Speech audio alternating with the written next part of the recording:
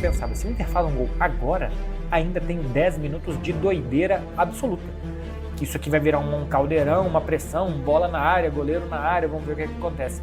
Mas a sensação que o jogo inteiro passou é que o Inter não tinha chance.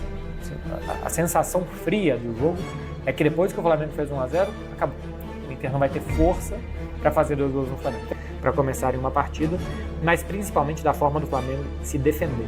É um time que passa muita segurança. Depois do jogo eu fui ver alguns números do Flamengo para conferir isso, e o que me chama a atenção, é o que eu coloquei aqui no título, é a simeonização do Flamengo, mas sem perder o que o Flamengo tinha de bom.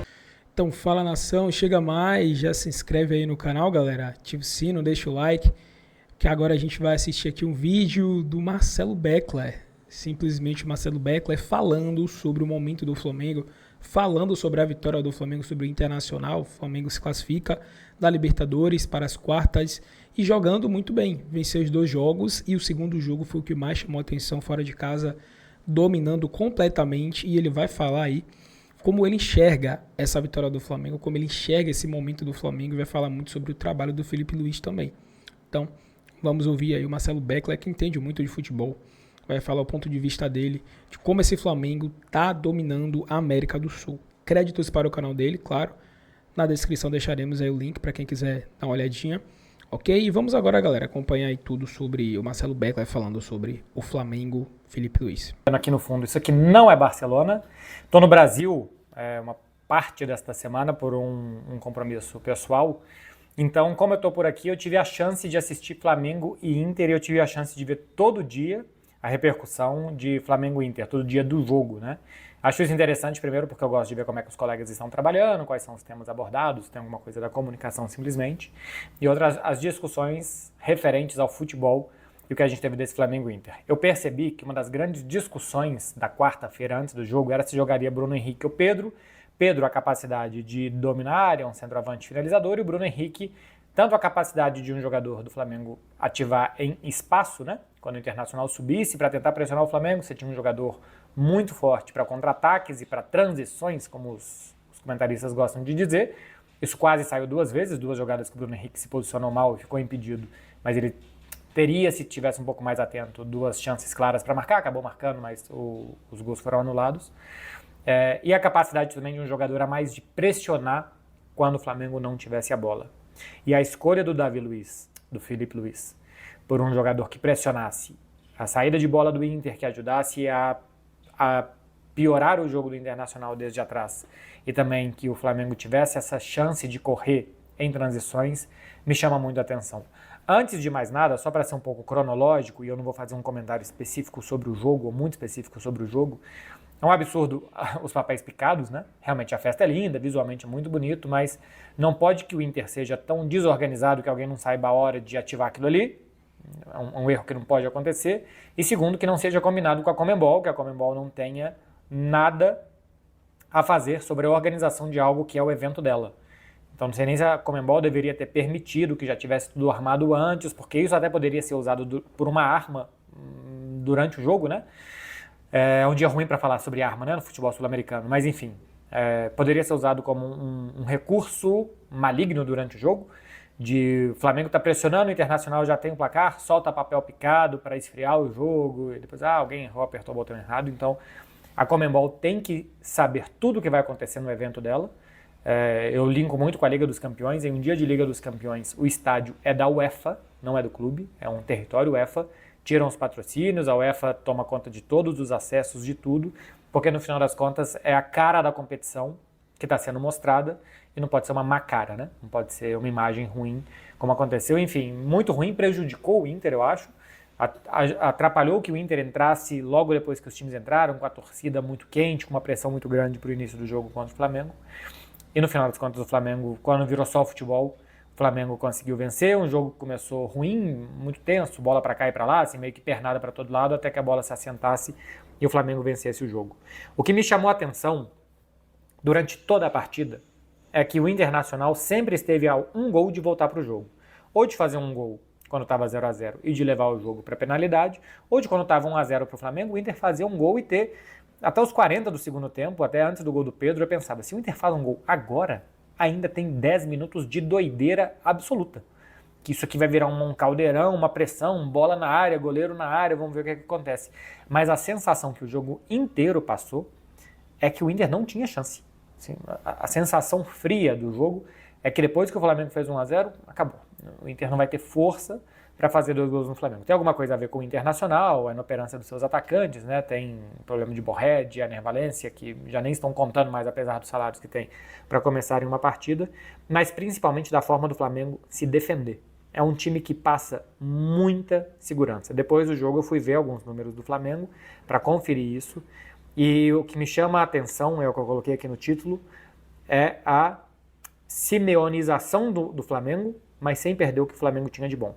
Até cheguei a pensar em titular este vídeo de o Flamengo endurece sem perder a ternura, mas ia virar uma frase que ia gerar discussão política, e claro que a intenção não é essa, e no Brasil hoje em dia se politiza tudo simplesmente porque a sensação que me dá é essa, que o Flamengo está endurecendo como um time que sabe se defender muito bem, sem perder a capacidade ofensiva que ele tem tão bem também desde 2019, né? O que chama a atenção do Flamengo, que ganhou a Libertadores com o Jorge Jesus até hoje, é o poderio ofensivo desse time, os bons jogadores que eles têm na frente e a capacidade que o Flamengo tem de decidir jogos na frente, com seus atacantes.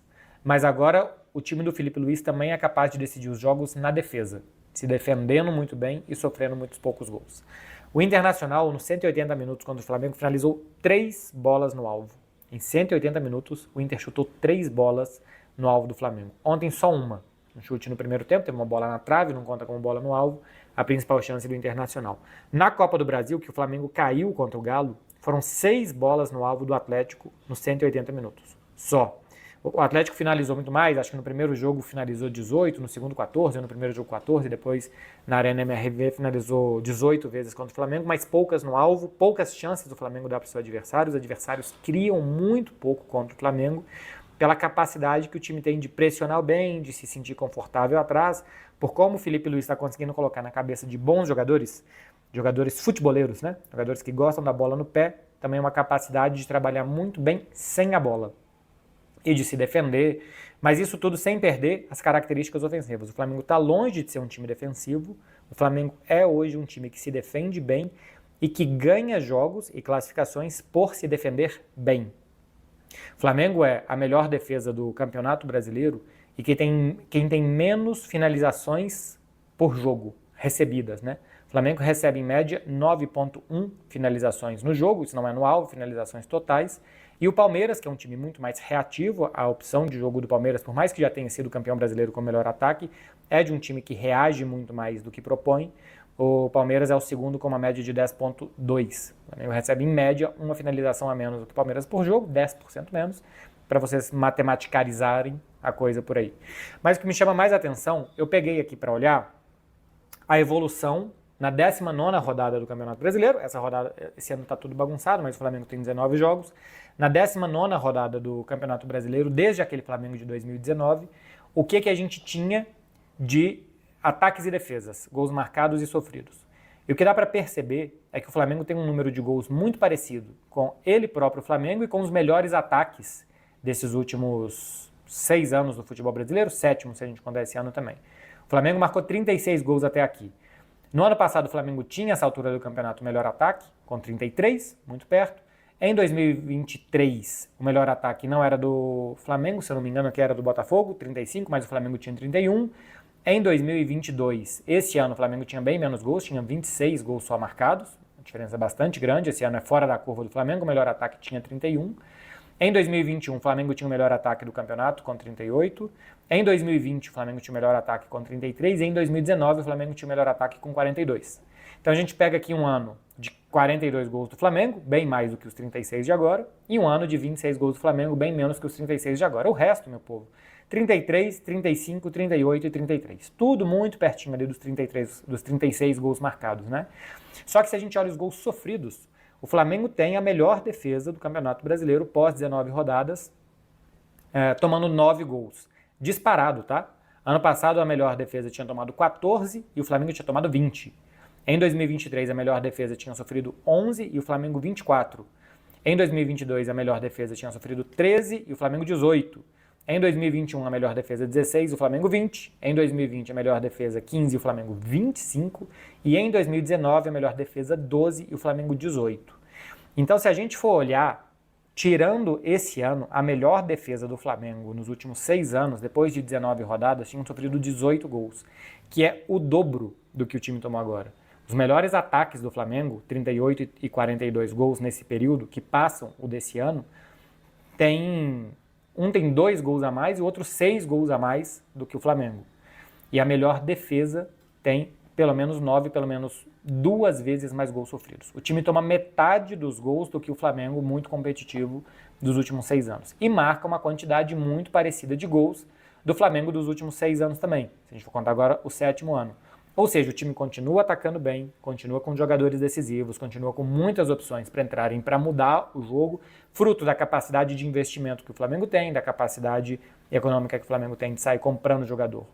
Em grandes mercados, né, do futebol mundial, o Flamengo foi buscar o Samulino no Atlético de Madrid, foi buscar o Saúl, foi buscar o Jorginho, não só jogadores que ele compra, mas que ele consegue absorver também. E defensivamente, tem também bons nomes individualmente, mas eu acho que, sobretudo, um bom esquema, um técnico que consegue colocar na cabeça dos jogadores a necessidade também de se defender. E cá entre nós, eu não sei se o Flamengo vai ganhar o que ele vai ganhar, mas eu acho que ele é franco favorito a ganhar pelo menos o Campeonato Brasileiro. Na Copa do Brasil está fora, na Libertadores, um mau dia até pode te penalizar. Mas cá entre nós, os campeonatos normalmente são vencidos pelas melhores defesas. Normalmente quem tem a melhor defesa vence. Normalmente, tá? Nem sempre é assim. Os times do Guardiola, por exemplo, quando ganharam os campeonatos nacionais, tiveram a melhor defesa. Os campeonatos nacionais de um técnico ofensivo. Então, se defendendo bem, o Flamengo está mais perto de ganhar. Se ele tivesse se defendendo bem, fazendo muito menos gols, se ele tivesse se tornado um time defensivista em relação aos últimos anos, eu acho que a coisa poderia estar equilibrada, ou o time, num mau dia da defesa, em um dia que o adversário fizer um gol, que o Flamengo não tivesse forças para reagir, e não é o caso. Embora contra o Atlético tenha faltado gols, né? Tomou um gol e perdeu no Maracanã, depois quando foi jogar contra o Atlético marcou no primeiro tempo e faltou também poder de fogo no segundo para fazer o segundo gol, tem aquela bola que o Wallace Ian perde sem goleiro já, mas faltou força ofensiva para o Flamengo em um dos mata-matas da temporada. Mas o normal é que um time se defendendo tão bem ganha a maioria dos jogos, ganhe jogos de mata-matas e fique mais perto de ser campeão. Então, é só para chamar a atenção de algo que eu vi durante os 90 minutos contra o Inter, vi a olhos nus, né? Acho que o futebol tem muito disso aqui que eu passei, que é mostrar números e mostrar a matemática e a ciência da coisa, mas acho que também tem muito de você ver um jogo e o que você está sentindo, né? As sensações que um jogo traz. E a sensação que dava é que o Inter não tinha força para conseguir machucar o Flamengo, para conseguir pressionar, ter volume de jogo, empurrar o Flamengo sem saber como para dentro da sua grande área e o Flamengo sem saber se defender, só tirando água do barco. Isso não aconteceu em momento nenhum. Em algum ou outro momento o adversário pode criar alguma coisa e vai criar alguma coisa, mas sem constância, sem pressionar, sem martelar, sem colocar o Flamengo nas cordas. E o Flamengo, por outro lado, tem uma posse de bola muito grande. Até peguei aqui para ver também, a média de posse de bola do Flamengo nessa temporada do Campeonato Brasileiro é de 61,7%. É a segunda maior média de posse de bola. Desde esse período que eu analisei, 2019 para cá, só o Fluminense de 2023 tinha uma posse de bola de 62% maior que a desse Flamengo. É um time que fica muito com a bola, que domina os adversários com a bola, é um time que continua fazendo muitos gols, mas que parou de sofrer gols. Não permite contra-ataques, pressiona bem na frente, por isso opção pelos jogadores como Bruno Henrique, Gonçalo Plata, são jogadores de muita pressão na frente, Samulino também ajuda muito nisso. Capacidade defensiva aumentou muito, sem perder, e até aumentando, né? Nenhum Flamengo anterior a esse, desde 2019, tinha tido essa posse de bola, tinha tido essa capacidade de ter posse de bola. Muitas vezes eram times aqui, como eu mostrei, de fazer 35 gols e tomar 24, fazer 26 e tomar 18, fazer 38 mas tomar 20, times um pouco mais de lá e cá. Agora é só lá. O Flamengo é um dos times que menos permite posse de bola no seu campo de defesa, que mais mantém o adversário preso no seu 1/3 de defesa. Se vocês forem ver, é 23% do tempo que a bola fica no terço de defesa do Flamengo, 33% no campo de ataque do Flamengo. São dados que vocês podem acessar no Who Scored, tá lá para todo mundo, nem a publi não, é só porque foi onde eu busquei para vocês conferirem lá. Então é um time que é pouco pressionado, que mantém a bola muito no campo do adversário, que mantém o controle da bola, que perde pouco essa bola, então permite poucos contra-ataques do adversário, que quando o adversário tenta correr, não consegue, o Flamengo permite poucas finalizações também. O time ganhou algo que o Felipe Luiz deve ter aprendido com o Simeone, porque tem alguma coisa aqui bastante de Simeone, a capacidade defensiva, a capacidade de pressionar na frente também, mas que não perdeu o que o Flamengo construiu nos últimos anos, que é um time que mete muito medo e que mete muitos gols nos adversários. Então, não sei qual que é a sensação que o torcedor do Flamengo tem, porque eu tenho visto a repercussão ultimamente, que se o Flamengo não goleia, parece que ele jogou mal, se o Flamengo não faz muitos gols, parece que ele não está à altura do que deve estar, mas se a gente olha os números, o Flamengo está à altura do que poucas vezes esteve. O equilíbrio desse time é muito maior do equilíbrio do Flamengo, de Flamengos recentes supercampeões. Se vai ser supercampeão ou não, é uma outra coisa. Tem 22 caras correndo atrás de uma bola e vamos ver quem é que consegue meter entre as 3 traves. Mas que equilibrado é mais provável, é. Vamos ver o que o Flamengo vai ter de prêmio no final da temporada. É isso, meu povo. Amanhã... É isso aí, galera. Esse foi o vídeo aí, né? Belos pontos trazidos aí pelo Marcelo Beckler. Muito, muito bom mesmo. E tem até uma matéria aqui, galera, que reforça um pouco isso aí que foi falado pelo Beckler. Deixa eu ver se eu encontro aqui. Essa matéria aqui, ó, do Coluna do Fla. E resumidamente aqui, ela vem destacando que o Flamengo, ele consegue superar times como Real Madrid, PSG e Barcelona. Como? Eles fizeram uma contagem aqui, desde que o Felipe Luiz, ele assumiu o Flamengo.